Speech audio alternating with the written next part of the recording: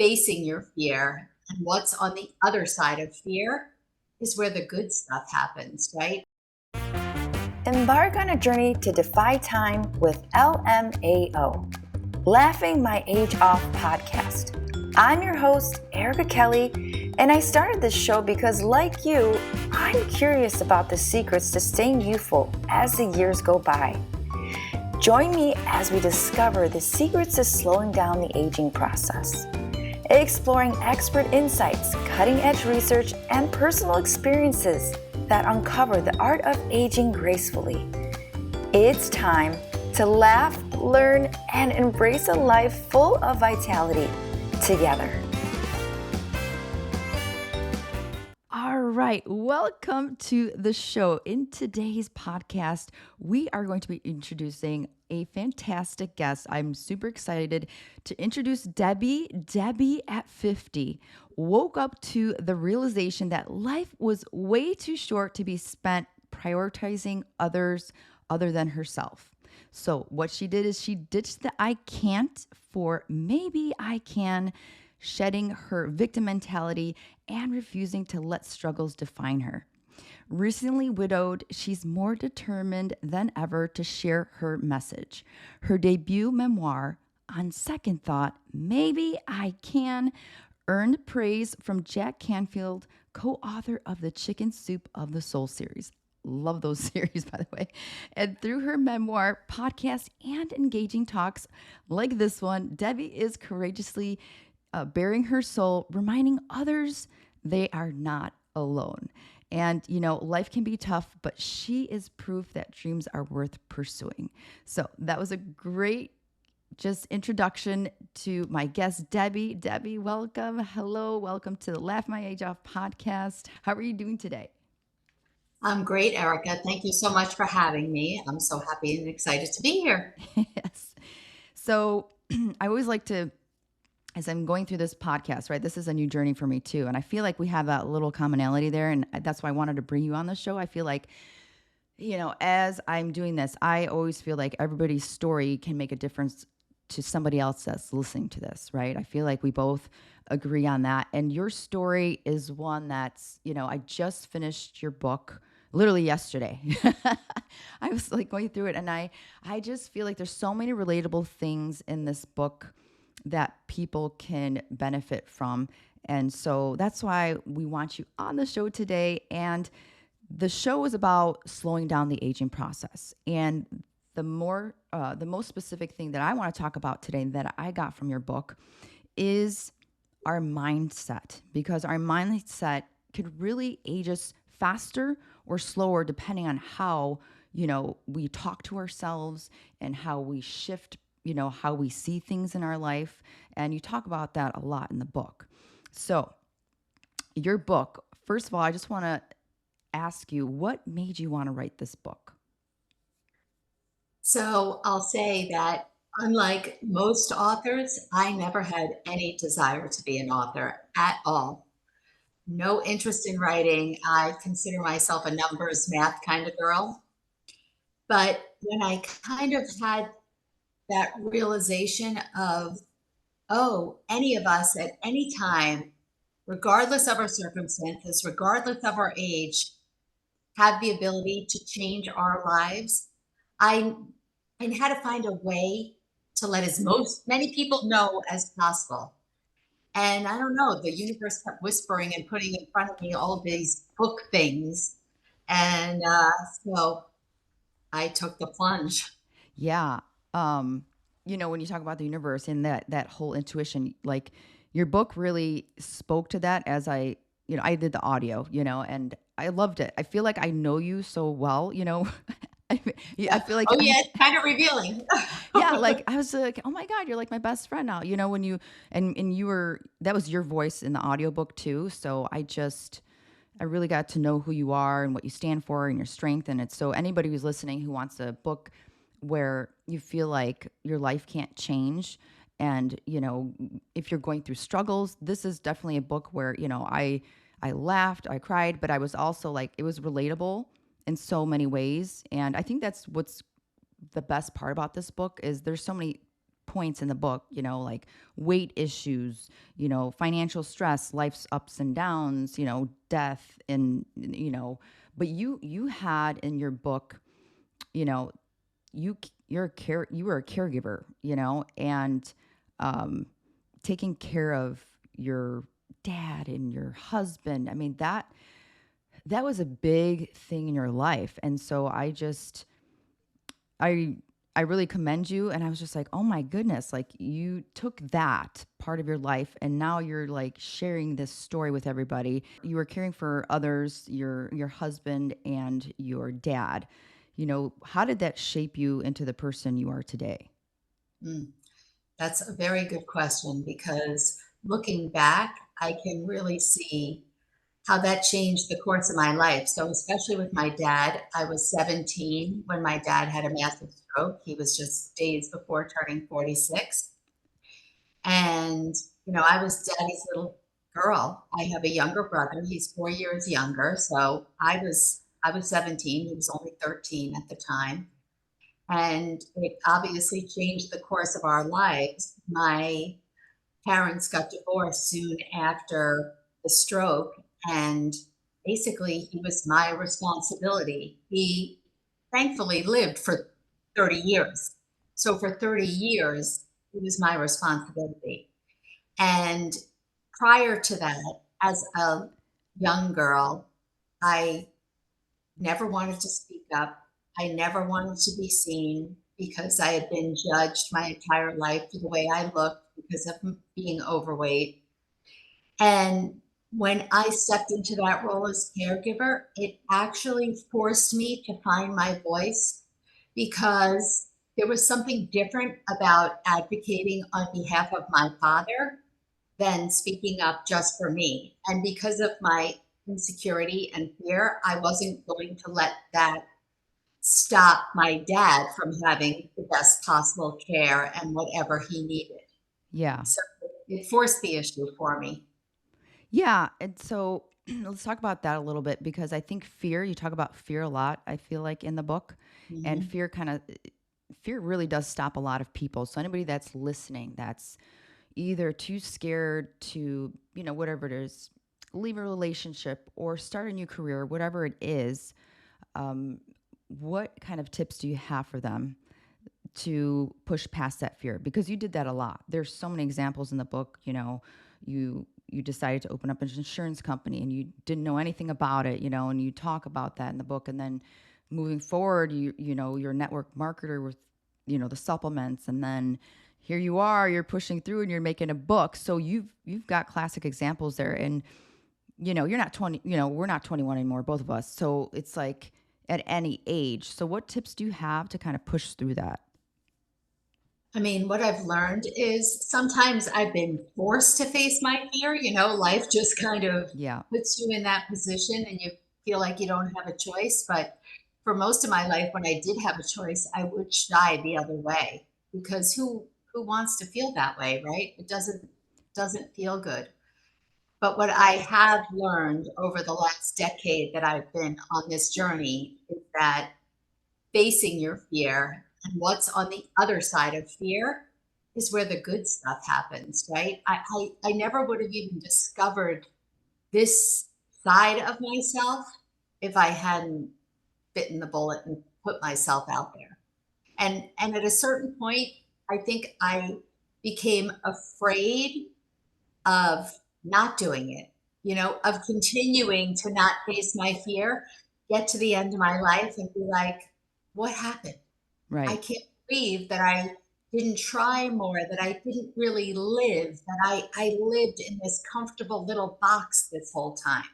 And when I turned 50, and so now I'm 60, headed to 61, but when I turned 50, there was something about that number that I just made me open my eyes to that fact of, uh-oh, look how quickly 50 went. Soon I am going to Sure. be that woman at the end of her life, looking back with regret. And I didn't want to be that person.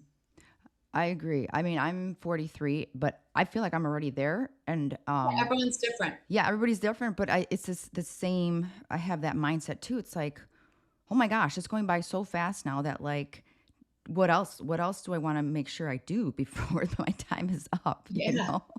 So I totally resonate with that too. And anybody that's listening, sometimes, when you're younger, you don't even think about you know, that you'll end up dying soon. Like we're only here for a little bit. And so yeah, I think anybody that's listening where they feel like they're stuck, I think that's the biggest thing I want people to take out of this is, if you feel like you're stuck, that I personally don't feel like that will age you more gracefully. It's pushing past that Oh, fear that will help you age gracefully. Because with you, I feel like in your book, as soon as you started doing new things, like even belly, like you went into yeah. belly dancing, and I just chuckled at that. I was like, and then you addressed your weight issues there, where you didn't want to, buy the certain outfit to reveal your belly because you had this, trauma from your earlier when you were a child and you couldn't fit into that dance costume. And then here you are circling back how many years later. And I just love how Wow. that all tied together. That was like really good in the book. So I, and I think a lot of women, I think that's another thing I want to point out is weight issues, and you talk about that in the book and how you can really take the weight issues and apply it to a lot of things in life, just struggles in life. And so, Took me a long time to realize that, and again, that all happened after 50. And even now, you know, um, I'm in a much better place mindset with my weight, but yeah, I would be lying if I said it never crossed my mind, sure. but now I just think about it much differently than I had for the first 50 years of my life. And when I changed my mindset and I saw how that helped with my weight issues, then I realized, well, wait a second, maybe I can apply this to other areas of my life. Right. Sure. And so the other thing I want to talk about is, aging gracefully, your purpose. I personally feel like, and I learned this even in our earlier podcasts about centurions. Centurions, they did this documentary on Netflix. But one of the things that I observed is that if you have a purpose, and I feel like Mm. if you don't have a purpose in life, you get lost. And, I've seen, friends, like family friends of mine kind of really deteriorate because they get retired and then they just think they're going to, sit and watch TV all the time, and then, so really feel like a purpose in life is super important. What are your thoughts on, the purpose Oh, of I what? couldn't agree more. It was something that I think I always was curious about, like, what is my purpose? I didn't feel like I had some like super fabulous quality that, was obvious that it was my purpose. I'm not here to entertain people playing the piano. I didn't know what it was. I'm not saying that I don't have any strengths, but I just didn't see something so outstanding and so glaringly obvious. And that's what this journey has really done for me is it's been a journey of self-discovery. And Yeah. I'm still on it. But in my wildest dreams, never would have thought I would have written a book tomorrow. The first draft of my second book is due. Like, Awesome. what? I mean, who am I? But it's just incredible when you start to go down the path and you trust and kind of think to yourself, well, what's the worst thing that's going to happen? People are going to hate the book. Nobody's going to read the book. Like that's the worst thing. And then no one will read it and they'll just forget about it. So Right. I tried. Right. So, instead, I'm learning, hey, maybe this is something I am good at. Maybe speaking, which is kind of goes hand in hand with the book, is also something that I'm good at. That was something I have the story in the book about being so afraid of public speaking that I wouldn't take a volunteer position because I knew I had to get up and speak in front of people. That was a good part of the book. I just want to pause there because I think public speaking is one of the most feared things in the world by people, and Yep. that was one for you too. And I think we've all had that. But your story in that book was so inspirational because you got up there and you Oh, just you got everybody engaged, and I was like really I was so excited to hear that part of the book because you really, I mean, getting up on stage and talking to it was your synagogue, right? yep. Yeah. 150 people. And I'm telling you, I visibly shaking, zero saliva in my mouth, just it was horrible. But what happened was I started talking and yeah, and luckily, by the way, this was a speech you read as opposed to one that I just did on Friday where you don't read it, it's Right. just like this. So this was, at least I had a paper that I was reading, right? Yeah. That at least is a lot safer feeling.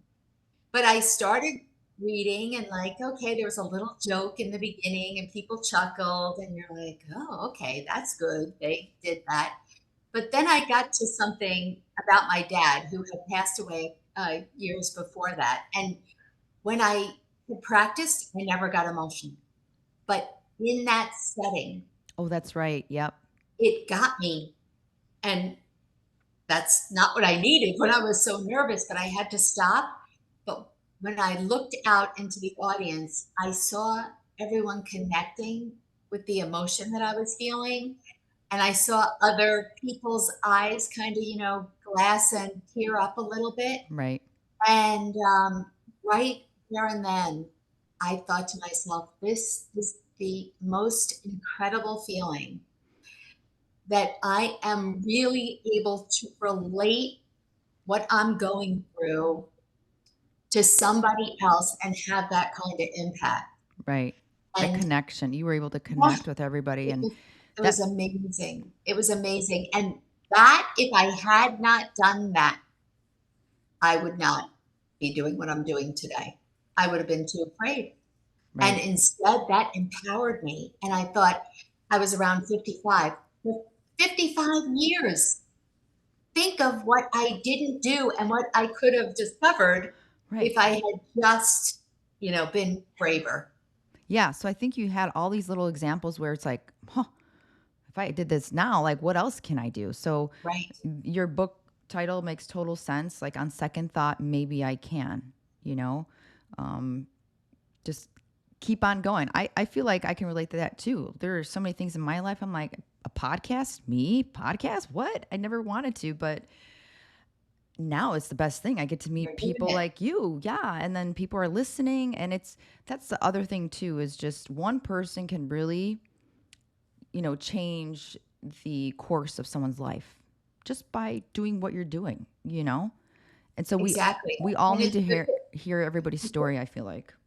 the thing is, and I tell myself that after, when the talk I gave on Friday, two women came up to me afterwards, and you could see like they had kind of emotional, and they said, I really needed to hear that today, Oh, which, right. that's amazing.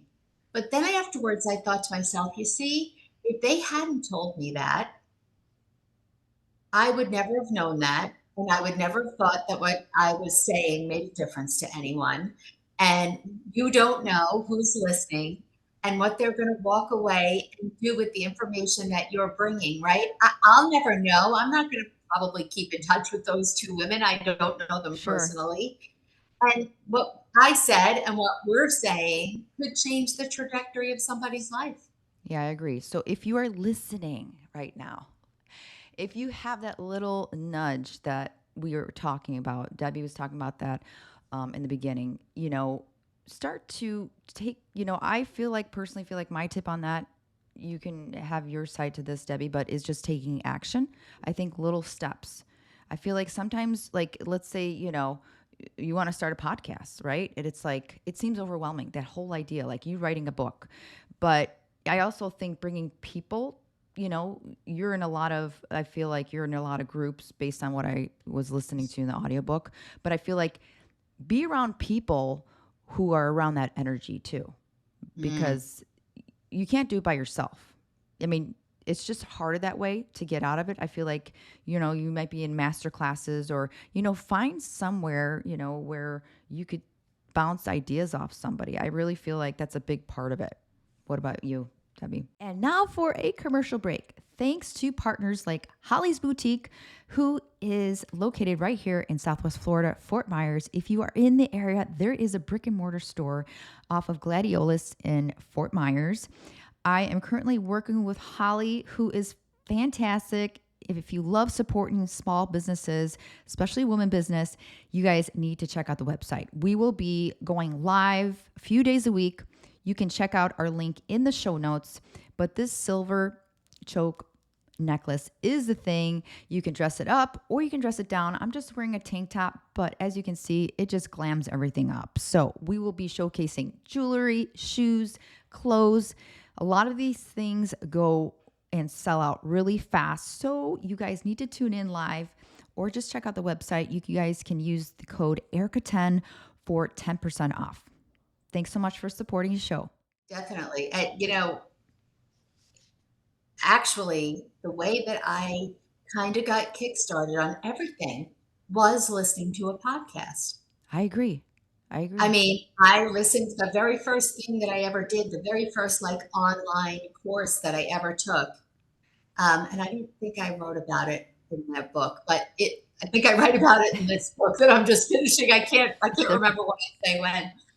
It was a woman podcaster, and I had listened and listened and listened, and I thought, you know what? If I continue doing what I've been doing, nothing's going to change. Like, Yep. I'm going to have to try this, even though I was skeptical, especially when I saw the price. I was like, are you freaking kidding me? I was very Yeah, I stickers, know. I agree. you know? Um, and then I thought it was uncomfortable because it was new to me and I wasn't into personal development or the whole woo woo thing. And, I had like these preconceived notions. And so taking that first step, and I couldn't agree more with the small steps. I mean, that's how I've been successful at everything. Yeah. Yeah. Um, so, now speaking to what you're doing, so you're speaking to audiences, like tell us what you're doing now. Yep. So I'm speaking to audiences, primarily women audiences of women, just sharing my story, sharing some of the tools and tricks that I have learned. The book that I'm working on now, so the first book, as you know, since you read it, Erica, but is a compilation of my life story. There's no advice or anything like that. It's just hopefully inspirational based on the stories. The book that I'm doing now is a little more specific of, well, we'll do this and do this and do this and do this, more of the steps. Okay. Oh, so like more practical, like guide. Yes. Oh, that's Yes. great. So are you trying to get that out before a certain time? Before the end of Well, so the We're recording now that this, so this is, yeah, now that this is my second book, I've learned that, from the first draft to the time it comes out is probably about a 5-month period of time. oh, okay. That's So faster than I would think, it but might either it'll be the end of this year or the beginning, beginning like January of 2025. awesome. So do you have any tips, outside of the mindset, Mhm. for slowing down the aging process? You do what? Zumba? What else? Because you're 60, you look great. Thank you. So what is there any other tips that you have outside of your wonderful story and pushing past fear? I do agree with you wholeheartedly on the mental side of it. I mean, I feel like most of us know eating healthy and moving our bodies and all of those things are very important, Sure. but I don't think that we talk enough about that mental side. And what happens is like one thing fuels the other, Mm-hmm. right? Like you have success with exercise. Now you're like, oh, okay, I well, agree. why don't I try this? I mean, this happened to me with like trying yoga. I totally did not want to do yoga. I had all these, well, I had judgments. I still kind of made me think about what Yeah. they were, but I was intimidated. And I've had a lot of like back surgeries and whatnot. And my doctor would say, yoga and swimming, yoga and swimming. I'm like, yeah, I don't get in a bathing suit in front of other people, number one. And I don't do yoga. And I wouldn't do it for years. And then I had a friend who kind of, I don't want to say she shamed me into it, but kind of. And I was like, okay, let me try this. And I didn't like it, but I couldn't deny how it made my back feel. And because of that, I then, explored, well, maybe it was just that teacher I didn't like. And maybe it was just I didn't like Uh-huh. hot yoga. Maybe, you know what I mean? Like, so at least I started exploring, like, one experience does not make the whole, thing. You know what I mean? It was Yeah. like when I started meditation, I thought I was going to jump out of my skin. I despised it. How could anyone do this? Just sit here. It was ridiculous to me. No, I agree. Now I would do it all day if I could, which is so crazy. But the way that I did that was okay. So I couldn't sit there with no sound. So I tried different paths, right? I Mhm. tried different things. I didn't just one and done and say, it's not for me, which I would have done in the past. I kind of like persevered and realized, all right, I need this. I need someone to talk in my ear so I wasn't listening to myself as much or Yeah. remind me to like come back to my breath, whatever it was. I think the point being that learning and that exploration keeps us young. Yeah. Totally agree. I mean, we talk to ourselves. I teach this in my classes, like when we're getting ready for warm up, like, and even at the end of the class, like we talk to ourselves more than anybody in this world, Oh, yeah. and I catch myself. It's still one of those things. So that's, kind of piggybacking off what you're saying is, my number one tip lately is, putting a few alarms on your phone just to check in with yourself and say, okay, what am I thinking about? And where's that going down? Because that will take you either up or, it'll spiral down depending on what your mood is and stuff. And I know, you're talking about meditation. That's something I'm practicing more of too, because I've mastered the fitness part like you. You do your Zumba. It's like, what's next? Okay. The mind, because the mind is going to help keep us young for sure. Speaking of Zumba, I'll give you another example. So, yeah, I like to dance. So, most of the exercise that I've ever done are dance things.